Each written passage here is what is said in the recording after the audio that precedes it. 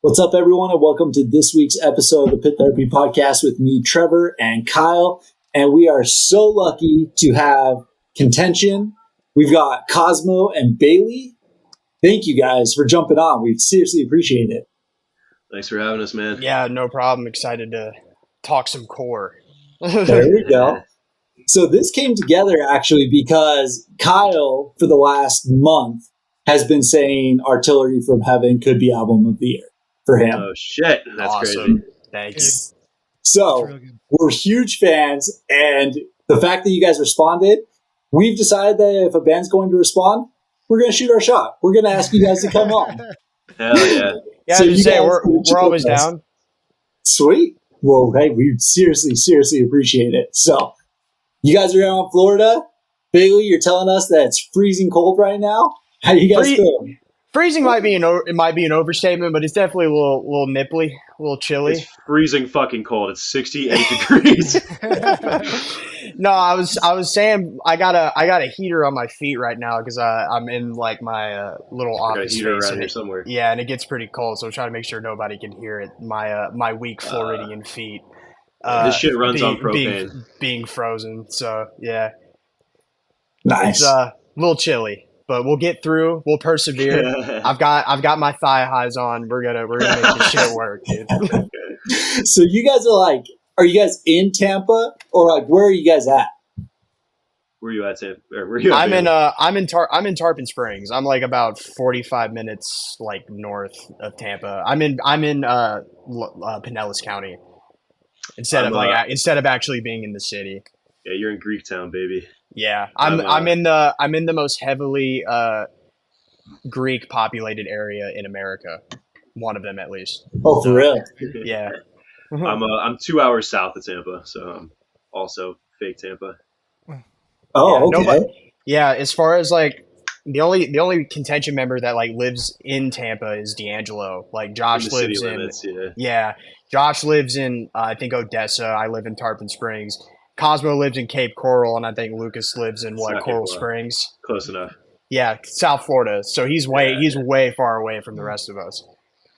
So we don't know like anyone from Florida. I mean, so just so you guys know, like a part of what we do on this podcast is we look for bands around the country and try and talk to them and learn a whole bunch about different scenes around the country and stuff. But you guys might be the first band we've talked to from Florida. So what's the scene like there? What's Tampa like? Is it pretty distinct from like other places in Florida?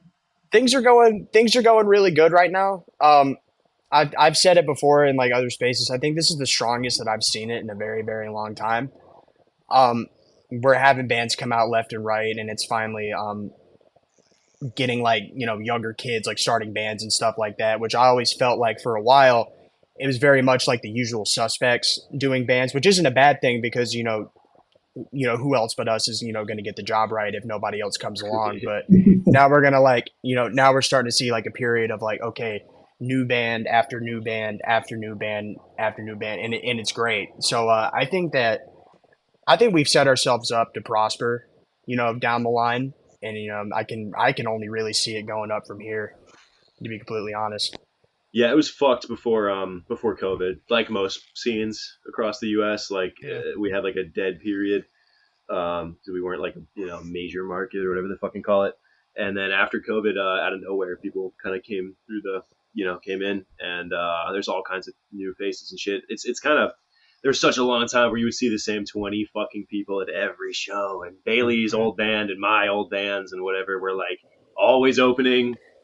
Yeah, like whoever was coming through. But now there's tons of local bands, tons of new kids. It's fucking dope. We're getting old, so yeah, no, that's cool. And honestly, it's you hear that same story, so it's kind of interesting how we're all kind of going through the same thing. But there's a band out of Texas called Will to Live that we talked to, and the vocalist is originally from South Florida. Okay. He says that like his intro to a lot of this music was death metal. Is Florida like a big area for death metal, or like do you guys have like a certain sound that kind of comes out of Florida? Yeah. I was gonna say historically, like it's been like Deicide, Cannibal Corpse, Obituary, Morbid Angel. stuff like that. Yeah. But right now, I don't know what that scene is like in the last 5-10 years. I don't really know any. Can you think? I mean, Ephemeral. You know any like Florida death metal? Yeah, I was gonna say like they're really like there's like a few. I'm trying to think of like few like actual like death metal bands that are coming out of Tampa right now. I don't think I'm in that world enough. We know like the bands that cross over into hardcore, like Ephemeral. Yeah, Ephemeral is like very like hardcore influenced death metal band. There's a band called Chaos Relic from Jacksonville, and those are a bunch of death metal guys, and they're super sick. But as far as that, like, can't really think of like too many bands that are doing the death metal thing right now. But I'd welcome it. Yeah. Oh, we have a visitor. Sorry about that. This is the first time right? That's exactly what she lives on is death metal. So. We brought in our death metal correspondent. She was like, what? You guys are talking about deicide? She's like got her little obituary hoodie on and stuff. Awesome. Good to go. So, but so that's super dope. I know that historically Tampa obviously has been death metal and stuff like that. What about like the rest of Florida? Because like the one thing about Texas that we're finding out is it's far enough apart from each other, like Dallas, Houston, San Antonio, that they do still develop their own sounds and kind of unique sounds to themselves. So like you guys have Fort Lauderdale, you guys are on the other side in Tampa, you can go up the way to Orlando. Is like Florida in general kind of a similar sound or like and some context too, like he's from Salt Lake City, and in Salt Lake City, it's just Salt Lake City, right? Like there's other towns, but like it's all Salt Lake City, right? I mean, Florida as a whole, I mean, every scene's pretty much doing their own individual thing. Like you can look at Tampa where it's like you have more like youth crew style bands, which would be like Steadfast and Yield to None. There's a new band that just came out. Yeah, Blockade. They just dropped their demo through Armageddon Records a couple days ago. It's awesome. They did a Floor Punch cover. Pretty fucking sick. And then you have more like metallic stuff. Six Pass, and then there's Contention. Like we do the more like metallic breakdown sort of thing. And like South Florida is very unique because they're like every band in that area is all doing different shit. Like it's awesome. You have people doing like swoopy hair like metalcore stuff. They've got beat down bands, they've got straight edge bands, they've got a whole crazy like catalog of music coming out of that scene right now. So it's really like not like one particular sound. Like it's just, which is awesome, which it really shows like how much people care about the culture, because they're just like willing to do anything that sounds cool. Like they're not really focusing like sitting around like, oh, I need to do a band that sounds like, X, Y, or Z. They're just like, nah, I like this band. I'm going to do it because it fucking sounds cool.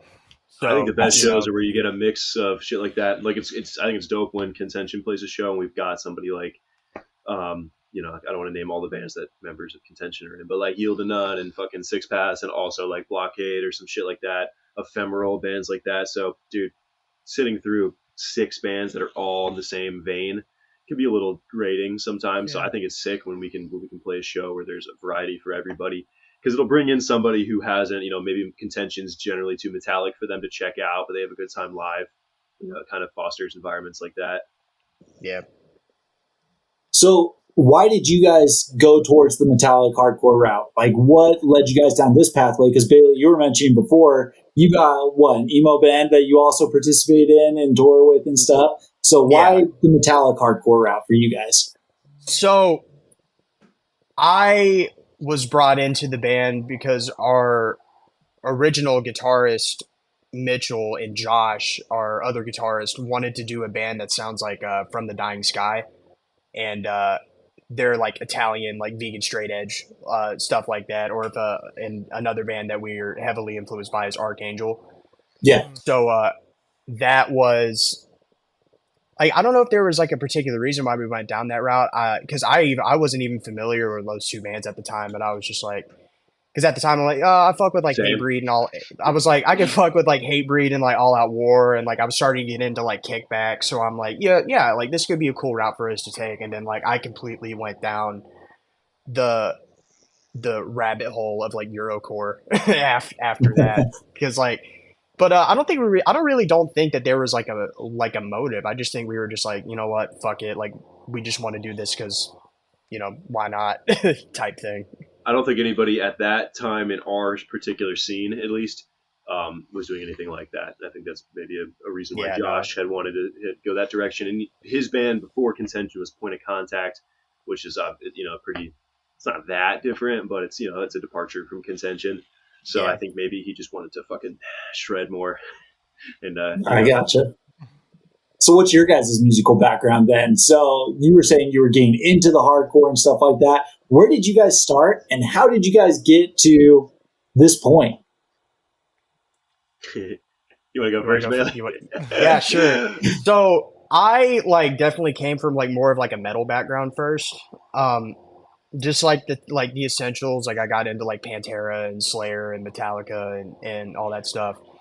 And what got me into hardcore, funny enough, was I'm a big fan of the wrestler CM Punk, and I was just going through CM Punk YouTube videos all day, and I came across this video of him doing a guest spot with H2O, and I was yeah, which I'm oh, this is cool, and I clicked on it. I'm like, yo, this song is kind of sick. So I started diving into H2O records, and I remember I was just on a school computer, just scrolling through H2O merch, and then I saw the one they did a rip with the Youth of Today fist on the back of it, and they were like, "Oh, shout out to Youth of Today and Warzone and Judge and Gorilla Biscuits," and I just remember going, "Huh, Gorilla Biscuits? That's a stupid name." And I looked it up, and I'm like, "Yo, this is the coolest thing of all time." You hear the fucking trumpet intro, and you're ready to go crazy. And my only really exposure to hardcore at that point was just the more the punk stuff, Bad Brains and Black Flag and shit like that. So that's how I got into hardcore for the most part. Dope. What about you, Cody? I got into shit really early. I don't know. It took me a long time to find what I was into.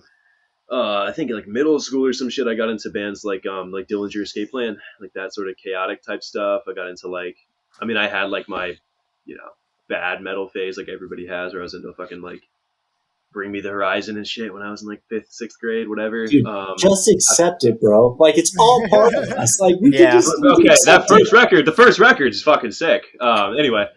I think a buddy of mine got a Dillinger Escape Plan fucking LP CD in with a Kerrang magazine or some shit. I think we were in 5th grade, and I looked up the video of Greg Puciato running across the crowd's heads, and I was like, "This is fucking awesome." So, I think go on. No, what I was gonna say, real quick, that was what made me want to start playing in bands, was that video, because dude, honestly, a huge part of it for me too. I'm a big Dillinger Escape Plan is my favorite band of all time. They're one of mine, yeah. Seeing that video, I'm I want to do that. Are we going to Rockville, Bayly? Of course, we're going to Rockville. We're gonna go see Dillinger in an arena. Yeah, it's Dillinger Escape Plan with their original vocalist. Yeah. Of course, we're going. What's his name? Dimitri or something like that. Dimitri, yeah. But anyway, just want to interject real quick. Dude. Yeah, fucking so from there, I kind of just bounced around. I was always into a lot of different types of music, and I think I started going to local shows, but I think at that time, and where I'm from in South Florida, people would just go. So I would see cool bands. I saw the band Outbreak as a local show, not that many people there, and it was fucking awesome in 2000. I don't even want to say 2009, something like that. And that really, that was part of what sold me on that, because I had only seen the bad metal bands where everyone's getting hit with chairs and shit. Which is fine, awesome. But it didn't connect with music I was into necessarily. So I think that, and then fucking when Lucas played that show, he opened for it. He was a little older than me. I saw Terror with Acacia Strain, and that was something that Terror did a lot at that time and still does, where they would go on tours with bands that weren't necessarily hardcore bands like Acacia Strain, that kind of have some crossover. And I guess that strategy works, because I looked at videos ahead of time, and just so I can know the words, because that's some shit you do when you're 13, 14. And I got on stage for fucking whatever, Keep Your Mouth Shut or some shit, and I was like, this is fucking awesome. And just that element of live shows really stuck with me way more than metal ever did. I still love metal, but to me it's almost a lot of death metal is background music, because I don't listen to it and think about stage diving and fucking spin kicking motherfuckers and shit. That's something that comes from hardcore, which is really what stuck with me for all these years, is the live element. So how did you guys get to a point where you're like, yeah, I want to play in a band? I mean, because I like we've talked to a few, right? And even me and Trevor have played in some really crappy high school bands You and gotta. stuff, right? It's a rite of passage. So how did you guys like get to a point where you're like, yeah, I'm gonna play in a band, and like what was your progression to get where you're at now? We'll take turns again, Bayly. You go. Yeah, I mean, like as far as like like I said, like Dillinger's escape plan, like just that idea of like being chaotic on stage with your instrument and just going absolutely insane. That was definitely very like inspiring moment. Now I don't do any of that. Like I don't fucking jump in the crowd, and I'm not We fucking pay like too much for our guitars. Yeah, I was gonna say like, and I'm not fucking like blading myself like on live TV or anything like during a performance, Breathing but fire. like, yeah, but like that was definitely like a big like inspiring thing. And my first band, they're still a band now. They're a 3-piece grind band now, and I was the one and only bass player, and they're called Thorn. I think everyone should check them out because they're fucking awesome. I don't know, like they just kind of just needed a bass player. And I was like, fuck it. I like grind. Like, let me go ahead and get started with this. And I was in that band for a couple of years and had a whole lot of fun. And then my first hardcore band, they just needed a second guitarist. And I didn't even play guitar at that point. Direct Action. We were an all vegan metalcore band. And they needed a second guitarist, and I was in the other band Thorn with the guitarist Mitchell, and he was like, "Just play second guitar." I'm like, "I don't fucking know how to play guitar. What do you like? What do you fucking like? What are you doing?" So I had to like pretty much take like a crash course with 2 extra strings because I only played bass at that point, but I ended up working out, and I just kept with it. I've been in bands now since I was 19, and I'm 26 now, and yeah, so decided to keep with it. Fuck it. I think I started really early. I've never been like a musician. Like I still don't really consider myself a musician. Singing in Contention, like that's just you might be like lyrics take a certain amount of effort and stuff, but I don't have any musicianship that's going into the band. But I always played bass in bands, and it was purely just to be in a band. And I've been doing that since I was 13. That I got I begged my parents for like $100 Ibanez for Christmas, and I played in like so many different I would play in like terrible prog bands, and I would do whatever. I would do whatever my friends were into at the time. Eventually got into met people who were down to do metal, like terrible death metal, terrible grinds, terrible power violence. I played drums for an emo band, played bass for a terrible hardcore band for like most of high school. And then I think when I was 19 or some shit, I moved to Tampa. Really no reason other than to meet more people to play music with. And again, I never took the time to get good at any fucking instrument. I was just worried about being in a band. I just wanted to play music. I'm not like a naturally fucking gifted musician or whatever. And I played in a band called Stance up there. I played in a band called Control System up there. That was the first band I ever did vocals for. And then from there, Josh recruited me for Contention. And it took a while. I always wanted to sing in a band, but I was never good at singing. So once I found hardcore, I was like, I could do this shit. And I'm glad in a way that took me until my early 20s to get into a band that anybody gave a fuck about, because I was writing such bad lyrics before that. And I got okay at before Contention. Now that shit's immortalized, So what is your process then with regards to lyric writing and coming up with the ideas behind it? Because Artillery from Heaven, the lyrics on it are fantastic.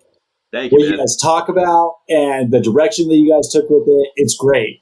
So walk us through that path a little bit and kind of what you pull influence from, what drives it, and how you come through with it.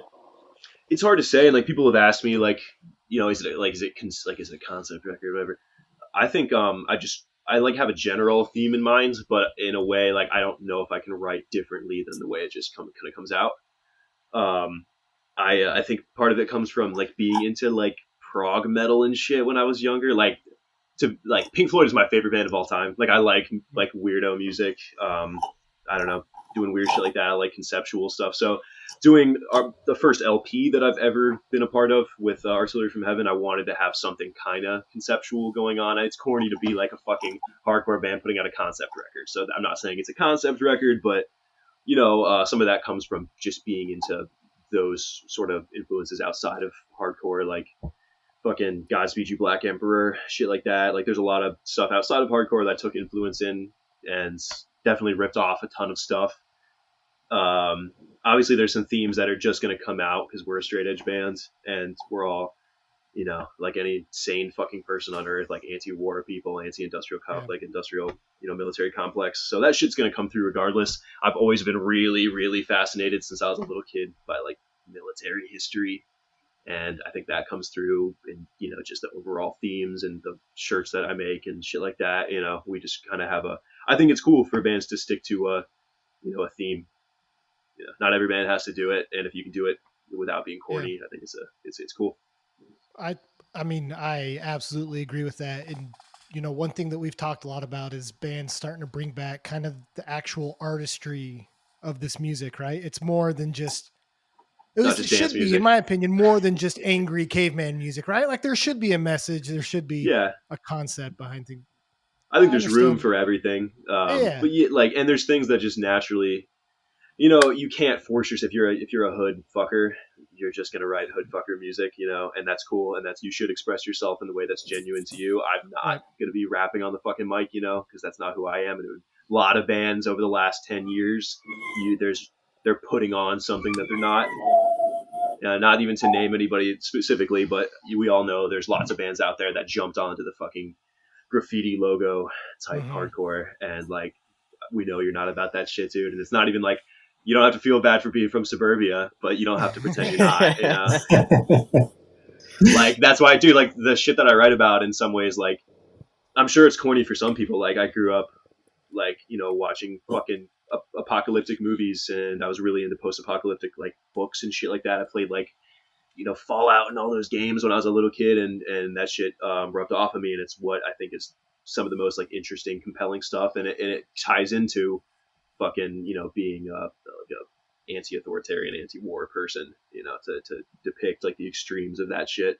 So that's what I do. It's what came naturally, and it's what I wanted. You know, if I was gonna pick something to go with for an LP, you know, like post-apocalyptic war type themes is just what I thought would be dope. I mean, it works. It works very well. Thank you, man. I appreciate that. Yeah, of course. So you guys have been touring. We were talking about you did a Europe tour last November, I think, so about a year ago. Is that correct? 2 years ago. Yeah, 2 years ago now. Yeah. So you guys have hit the ground running, right? Because the band really started 2019. So we're only 5 years into this, and you guys have done a lot because we had COVID in there. So you've done a lot in really 3 years. Yeah, you got to subtract like a year and a half from that we weren't allowed to play shows. So right.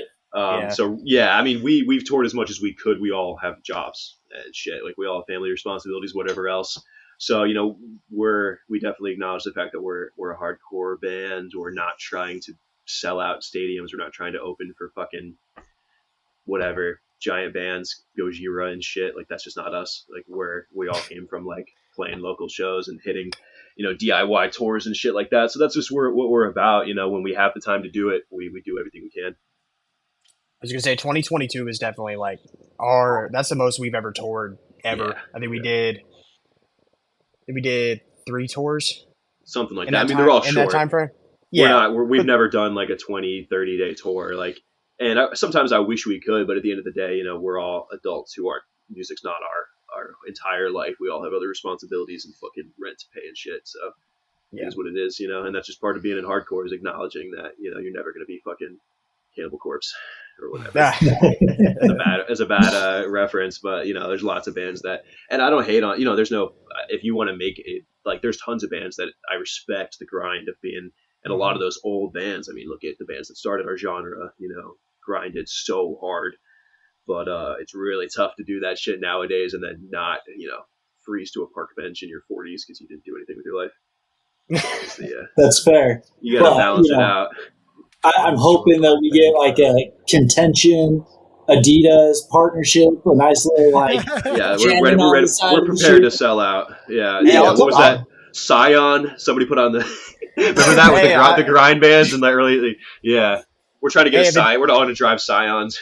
Hey, if Adidas is offering the vegan Sambas for free and I have to wear them every day, fuck it, Let's whatever. go. Everyone's got a price and that's mine, so whatever. Yeah, I'll deal with one it. pair of vegan Sambas. I'll Yeah, sell my one fucking pair of soul. vegan Sambas, dude. Yeah. Knocked Loose was just on Jimmy Kimmel. I mean, That's sick, dude. That's great. You guys could be next, you know. That's true, but they're also road dogs.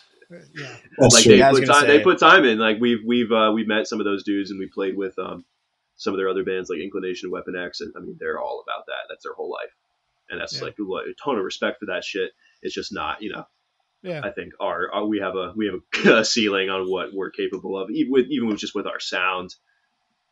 Yeah, I got 10 days into that Europe tour, and I'm like, I was 10 days in. I wanted to move there. I was like, this is awesome. Yeah, I was gonna say, like, it was definitely awesome, and like, I'm once in a lifetime kind of experience. And I was just like, man, we've been on the road for 10 days, and I'm ready to pack it up, dude. Yeah, for some bands, I mean, that's nothing, but yeah, it is. I mean, that was all of our first time leaving the country, so we felt very far from home. Yeah, it was awesome. I would do it 100 times more, but yeah, I've that heard was some definitely bands though that Europe sucks. Is it bad? Really? So, dude, Yeah. I mean, you give your interpretation, Bayly. You're vegan and shit, so there's different parts of it for you. Well, it was particularly brutal for me, just because like I have like a bunch of like food allergies and shit. So like I was on very very very minimal like sustenance diet like food. Like it got to the point where like they're all walking around like we weren't able to play the show in Paris, but like we spent like half a day there before we had to drive to Belgium. So like the rest of the band's like walking around like eating all these crazy pastries and going out. Dude, I ate so much. I ate like 10,000 calories in Paris because I had to try everything, and we were only there for like 5 hours. And I'm on like a large McDonald's fry from like 12 hours ago, and I'm just like, I look around in the distance and I see this grocery store that's like a beam of light out in the fucking darkness, and probably the most heinous thing I've ever done. I ate a whole block of uncooked tofu while walking around the Eiffel Tower. That's what being a vegan was like in like 1996. Yeah, like the Earth Crisis was doing it. That's what they were doing. Davey Havoc say some stories like that, you know. Yeah, if I could cement myself next to like Earth Crisis and Davey Havoc of just simply like thugging it out, being a vegan on tour, then like whatever. I have a picture of him eating. I'll take it. He would eat cans of beans when we were in Germany. Oh yeah, these like Heinz beans that are like popular over in England, and like we didn't have access to a microwave, so I was just like, man, fuck it. He's like sitting there. I was like, fuck it. He's sitting there in the hostel or Airbnb or whatever, and he's like writing riffs unplugged while eating beans. Hey, the grind is, it makes them suffer too, right? If you guys are all staying in some room together, like. Yeah. Dude, I honestly, people hating on Europe, a lot of things, and it's not this way at all. It's a giant fucking continent. A lot of things are cheaper than they are here, and people and promoters take better care of you. Like over there, and I've said this before, but it's foreign to us. Promoters, and maybe they only do this for bands that are from outside of the country. They are expected almost to like feed you dinner and put you up in a place. And like America, you're like, all right, here's $300. Get fucked, you know. Like figure it out. I don't know, $300 to get to the next town. But over there, like everywhere, everyone tried to put us in a hostel. We fucked up bad and I think we told some promoter or whatever, one of the people involved with booking shit, that somehow they thought we were a vegan band. So every day they gave us vegan, gluten-free shit. Only Bayly is on that shit. The rest of us would eat whatever. So Bayly wouldn't even eat the fucking food. We're all sitting there eating like, and thank you so much to everybody who fed us over there. We're eating like shit that they went out of their way to try and make. It's awful. It's fucking terrible. You know, it's like pasta with just water. But again, thank you for giving us. I was gonna say thank you. Yeah, appreciate it. But yeah, they didn't understand. Just us. We played with Deliverance.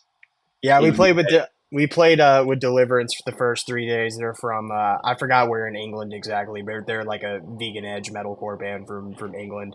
Cool. We did some days with them, and then we hopped over to Europe on our own, and then we were on our own from that point forward 10 more days. And dude, it was fucking awesome. I just love the travel part of being in a band, and that's like I remember being in like Poland and shit, and it just looks so different than home. Like the fucking USSR type infrastructure and shit. It was really cool to get to go.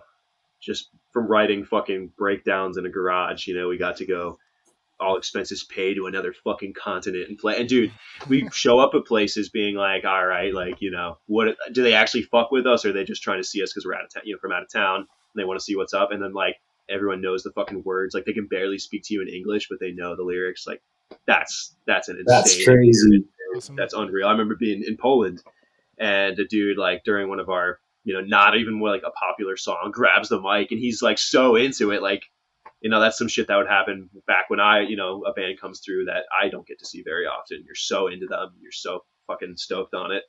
It was really fucking cool. And it's so crazy that you can go thousands and thousands of miles across the world and everybody's like fucking dancing and moshing the same way they do back in Tampa. Like, that's awesome. Like, that's like, that little weird culture is like permeated the whole fucking globe. That's crazy. So you guys were just talking about, like Inclination, stuff like that. They're on the album. They're on Inflict My Will, the vocalist. He did a guest spot for you guys. How did you guys you guys are currently with Days. Is that how that all came together? Or how did you connect with Inclination and Broken Bow and those guys for guest spots? Well, Those Broken are bands Bow we played with. Yeah. I was going to say Broken Bow, we're all relatively close with Tommy. Singer played bass for us briefly. The singer. Yeah, okay. And I was gonna say he filled in for a show for us when we were without a bass player for a few shows where he was like, yeah, fuck it, I'll play bass with you guys. And really he currently plays in Anxious. Yeah, which so he's a superstar. Sick. Heartthrob. So yeah, we've always we've just been friends with him for a minute. So we were just like, hey, you want to be on the record because Cosmo did a guest spot on their record too, and we were just like, you want to be on ours? And Tommy said yes. He was like, yeah, fuck it, let's do it. And Tommy, we kind of have a relationship where we'll bounce lyrics and shit off of each other. Just as singers, it's kind of the song that I was on for them and the song that he was on for us had very similar themes and kind of general lyrical similarity. So I thought it was kind of a cool Easter egg almost to be like, yeah, I did your song about fucking anti-city industrial collapse, come do mine. So we both bounce those concepts off each other. Tyler from Inclination, I think everybody who played, including Alex from Domain, all the three guest people we had on the record, they're just homies. It has nothing to do with stinking, and some bands will get somebody they've never met before to do vocals for a thing because they're hoping they'll get a pop from that. That's fine, but these were just our homies. These are just dudes that we thought were cool, had cool voices, had similar ideas about shit, and we wanted to have them on the record. Sick. So how did you guys get hooked up with Days? Because Days is probably the premier hardcore label right now. I would say so, for sure. Just hit us up, right, Bayly? That was just happened? I mean, we dropped the promo, and it was just as simple as that. He was like, if you want me to put out the next thing you guys do, I'll do it. And we just kept in touch ever since then. Took us a minute to get the record together. Yeah. But we eventually got the record together, and he was like, yo, this is awesome, and he still wanted to put it out for us. And I got nervous that he was going to be too long, motherfuckers. Yeah, but now we're on a second pressing, which is pretty fucking dope. I never thought that shit would happen. So Lumpy from Days is just the coolest dude. Everything's very just not business-like, just which is the way it should be in art. Obviously you get to a certain point where bands actually make money, and they start looking at things different, and that's whatever. You gotta keep it going.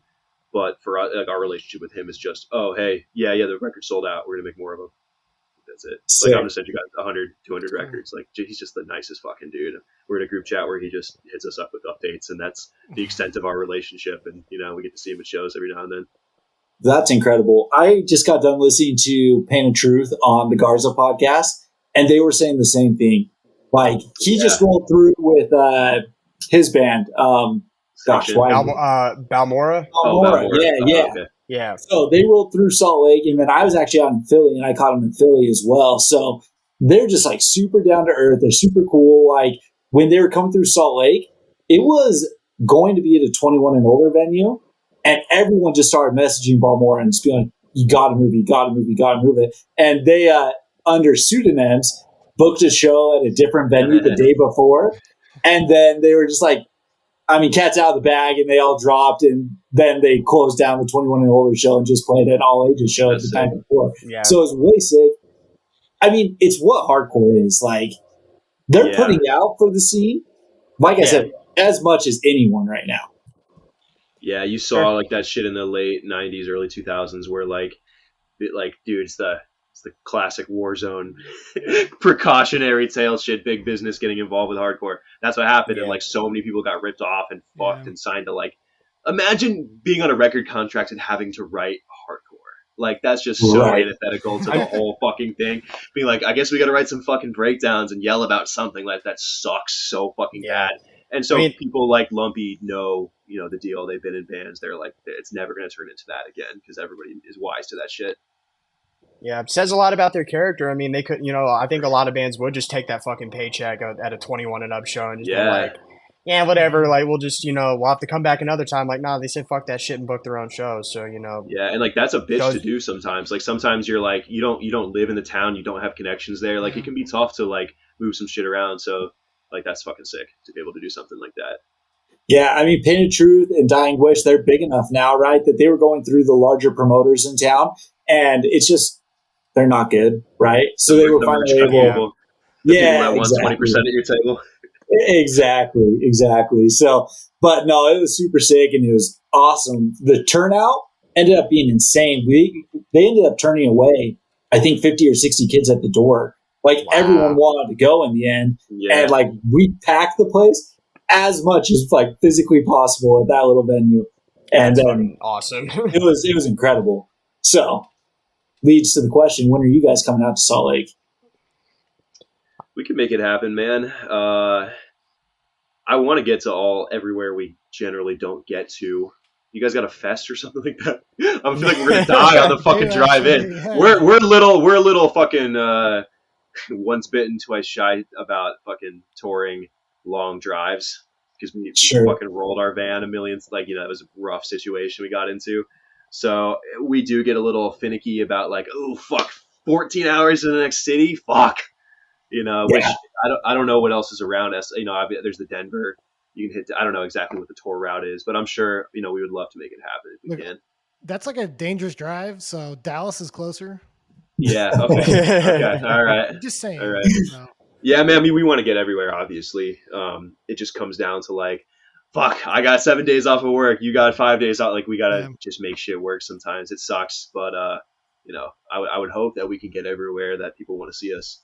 Yeah, I think that the tour route out here, like if you guys wanted to fly somewhere and then do like a loop and stuff, it'd be like go out to California and then you'd come up through like Vegas, Salt Lake, and then you'd actually go up north and you'd go out to like Reno or Boise and then hit like the Pacific Northwest and then back into Cali. Like that's a pretty good little loop right now. Not that I'm trying to shut out like Denver and stuff like that, but that road does get a little bit treacherous from time to time. So. Yeah, we got some friends in Denver and some band friends in Denver. But dude, like, yeah, I would love to make it happen. I would be on the road as much as possible. It's just not for all the fucking adult bullshit we deal with. Yeah, I mean, who knows? We got something coming up in the Pacific Northwest next year. We'll be West Coast. But who knows? We might turn it into a week. We'll gotta don't want to make days. Yeah, I was gonna say don't want to make any empty promises, but like, you know, who knows? Anything's possible. It all kind of hinges on whether or not we get the Adidas money. Yeah. Listen, we'll make it happen. We'll make that happen. Awesome. So go for it, Kyle. I did want to ask about the album. So in a world of constant EPs, what was the thought of a full length? You can't do 2 EPs back to back, dude. Come on. All right. That's why we were like, dude, it almost turned into an EP because we were almost like, dude, we can't coordinate it. Lucas moved to the other fucking coast. It was getting really tough for us to write songs. So there was a point where we were like, dude, we might just have to say fuck it and put out 5 songs and have Days get mad at us because we promised an LP. Yeah, it took a long time because we all had family shit and everything else that was going on in our lives. we wrote some songs like super last minute. Like literally the last song on the record, Nuclear Peace. We played a show that night in Tampa with Orthodox. Played the set, drove to the practice spot so we could finish the record because we were going to record in like probably I think we were Land of Nod in that same, maybe not in the same session, but maybe we finished it up.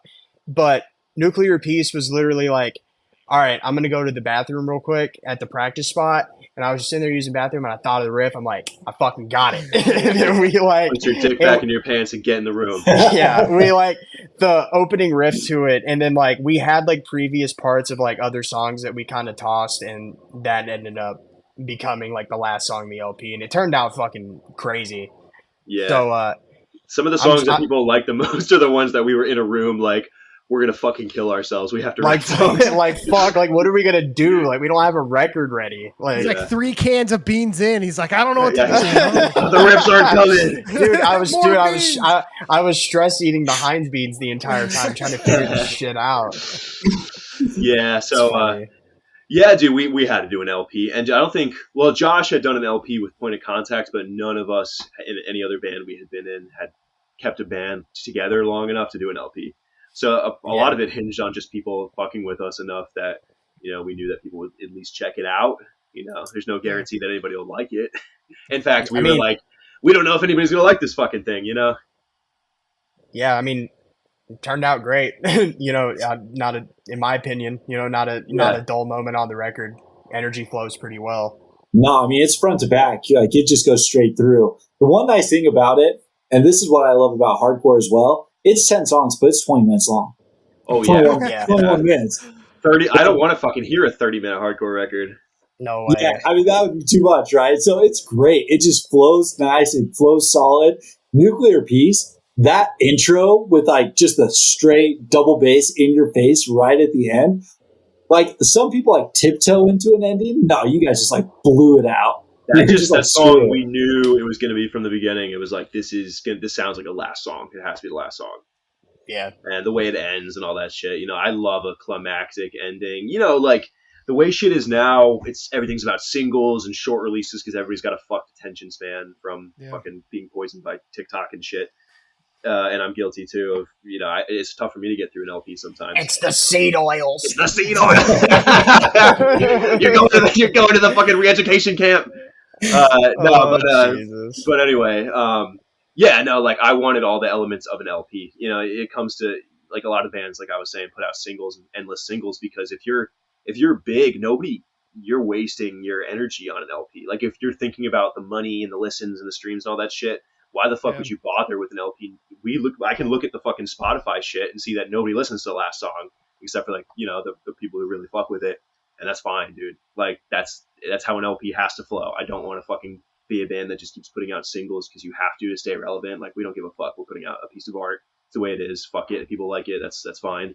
But we're about like, you know, a little bit like old school with it in that way that, you know, an LP has you gotta have the break in the middle of the record. You gotta have the fucking killer last song with a big pile up. You gotta have a good intro. Like, you know, that's just what an LP is to me. Dude, I love hearing that because I mean that's how I grew up listening to music too, right? Like, you know, I would pull a CD and put it in and get the lyric sheet and read it, and fuck yeah, me too. We'd sit in my basement for hours just listening front to back on albums, and it was this big experience. It wasn't. And you gotta have the physical to get the lyrics, and you know, on fucking Blogspot trying to find that shit. Exactly. You know? Yeah, no, for reals, and I feel like that's lost a little bit in today's world. And like streaming's awesome because like, you know, like you guys said, you're not going to be out touring all the time. And like, we would not have found you if it wasn't for that. So I do appreciate it. But at the same time, like, man, like seeing you guys' album art, seeing your album art, seeing like the, you know, a concept of an album, it just like, it feels like music to me when I was growing up. And maybe that's why I related to it so much and why I've liked it, but it's needed right now. I think. Yeah. So. Having like a completed piece of art is super fucking important to me when it comes to like an LP. EPs are one thing, you know, you do what you can, but dude, I fucking collect records like everybody else in hardcore and shit. And like physical media is like so important to me growing up, like getting like, you know, some weird ass record, like I don't fucking know, like an Iron Lung record or some shit, and like the art is so well, like so well choreographed to everything. You know, you're reading along with the lyrics. It's just a very put together piece of art. I love that, and I would be so bummed if it just sounded like 10 songs slapped together with no thoughts of the art or the way anything looks. You know. So are we a dying generation with that? Do you think at some point everything goes digital? Nah, dude, because there's kids who are way more pretentious than me who are 18 years old, and we meet them all the time, and they're like, they know everything about fucking obscure metalcore shit, and statecraft, and they're like getting into all the shit that nobody knew except for 100 people 5 years ago that you had to find on Blogspot, and now that's like a giant, like some of these bands like are brought back just because of that. So there's definitely a new generation like that fucks with that stuff, and it's important to them too. So. I have this friend named Manny who brings up this like obscure band from Canada's cigarette box demo every like 2 weeks ago. He's like, bro, Akron cigarette box demo. Like, and he'll just like randomly like drop it in the group chat, and he's like only 20 years old. It's like, dude, like you weren't even fucking born when that shit was made. Like, what are you talking about? At the same time, dude, like it's like so sick when I meet an 18-year-old or some shit who's like, oh yeah, let's talk about like all this, fucking ephemera from 30 years ago. That's sick. At the same time, dude, like I feel like the average age of hardcore has gotten pushed like older and older and older. Because I was like 13, 14, and back then there were still kids who were way more into it than I was, like into all the collecting shit. I don't know what it is. It has to say youth culture. Like it's so lame when it's just dudes, like everyone in this voice chat right now, and we're the only people in the room like that is swinging on the 18-year-olds. Now, like it's got to be. What are you saying, bro? Like my daughter, like she was just chilling here, Yeah, exactly. Yeah, it's got to stay a youth culture. So it's super important that and awesome that younger kids are getting into it now. Because there was a time when Tampa everybody was fucking old, like everybody was mid-20s later. And that's not how it's supposed to be. Like, if it's not about building up the next generation, then what are we doing? I know. Yeah, you got to put on for the kids. It's such a funny dynamic, right? Because I went to Speed when they came here like 3 months ago, but Bitter End was one of the bands that played for them, right? Like a Texas hardcore band. Yeah, a bunch of those guys, and so like a bunch of these younger bands played, and all the young kids came out, and it was awesome, and they were moshing hard, and it was cool. And then like Bitter End gets up and. It's like me and 3 other old dudes. Bitter End was huge 15 years ago. I know, but like it's cool because you kind of see this like generational thing, and like I was trying to like grab kids to like pull them in. Like, come on, guys! Like, I get that this is an old head group or whatever, which is crazy because we're not even that old, but it felt like that, right? But it's like 100 in hardcore years. Yeah, I was gonna say like 30 plus in hardcore years, you might as well be like ancient. I mean, we tell stories all the time of remembering going to like Shai Hulud and stuff and being 15, 16 years old. Yeah, dude, same. I saw them when I was 14 or 15. Right, dude, like the 27-year-old, and you're like, that dude is ancient, and he's going to kill you. Dude, my uncle always gives me a Shai Hulud story, like every time that like we talk, and I didn't even know he liked that shit until like I started playing in like hardcore bands. He was just like, "Oh yeah, I would see Shai Hulud all the time," and he was like, and they went through so many vocalists that like he told me a story that. Yeah, he told me that one of his friends got to sing for him one night, just like some random fucking dude. And I don't know how true that story is, but I'm just like, oh, that's awesome. Like, why didn't you tell me the story like a few years ago? That's insane. That's so wild. So what do you guys? I just to finish up on like this, like kind of subject. What do you guys see then when you're out playing? Is it an older crowd or is it a younger crowd that is really getting into Contention right now? It's mixed, dude, for sure. I mean, I would say so. Yeah, like I'm thinking of individual shows. There's always like young people who know the lyrics, and there's always some old bald barbarian beating the shit out of everybody. It's just the way it's supposed to be, a thriving ecosystem. Ever since we started doing shows at the skate park again, like definitely like that's when like the younger generation is starting to come out because there's like a genuine curiosity about how this shit operates, and it all started with like a free show that happened there in February. Which I'm sure, like, there was a bunch of kids, like, just, like, they got dropped off by their parents to go skate, and they just hear this loud-ass music in the next room. and like they're like, what the fuck is happening? And you know, those people continuously, you know, come back and come back and come back, which is good. And I just, you know, my main thing is I just hope they all start bands in some way, shape, or form. You know, Yeah. because that's really all that matters at the end of the day is, you know, is how you contribute. Yeah, dude, like hard, like even like metalcore, deathcore, all that shit was just something to do when I was growing up. Like some kids were super into it and some weren't, but they would still go to the shows just because in fucking where I live there was just nothing to do. In some youth center, like some band would come through, like fucking I don't know, X Tyrant X or some shit would come to town, and like everybody would go, like all the weirdos from my school and shit. Not necessarily because they love straight edge fucking beat down music, but just some shit to do, you know. Yeah. Like if you're not a jock, like you're gonna be there. Like that's just how it went. So why is it important for you guys to be considered a straight edge band? I don't have an answer for that really. I mean, part of it's the sound, part of it's like some of the bands that we're emulating and the bands that we look up to, you know, were straight edge bands, but at the end of the day, we're all just straight edge individuals, so that's just going to come through in the music. Josh has said it before, but a big part of it is just personality wise. You know, obviously it's easier, like if you're all straight edge dudes, like there's certain problems you're going to avoid. You know, like I've been in plenty of bands with non-straight edge dudes, and it's like, hey, dude, you're fucked up, and we got to play really difficult music. Like, this is gonna be bad. This is gonna suck. Or like, you're fucked up in the tour van, and like somebody's got to drive, and I guess it's me because I'm the straight edge guy. You know, but beyond that, like, I think it's so corny to talk about how straight edge fucking saved your life and shit, but like, dude, like growing up, that's what I'm looking for though. Like, growing up, I know so many people, and I didn't live I wasn't hard up. I didn't have a like terrible fucking time growing up or whatever, you know, for the most part. But dude, so many people I know have fucking HIV from dirty needles, or Hep C, or like, you know, they just got into horrible situations, or they're dead of a fucking fentanyl overdose. I know so many, dude, double digits people like that from my hometown that I was homies with when I was fucking 9 years old.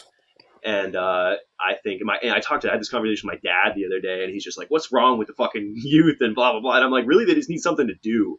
Like the fact that it was just something to do, that I was into metal and the hardcore and punk shit. And it just gave me something to look forward to. And like, oh, I'm going to spend time writing a zine. I'm still going to fail fucking school, but I'm going to spend time writing a zine. Like I'm still going to come home with my fucking eye socket broken or some shit. But at the end of the day, I didn't fucking get into shooting junk. So, you know, it's important for me, I can't speak for everybody, to continue that legacy with music. And like, dude, I don't need everybody who listens to Contention to be a straight edge kid, but at least it provides that other option for people who are growing up and maybe live in the fucking middle of nowhere and have nothing to do, whether it's hardcore or straight edge or whatever. You know, it's important for me to kind of pass that along and give my own experience on that shit, because like I said, corny as fuck to say, but I don't know where the fuck I'd be if I didn't find something to do with my life like that.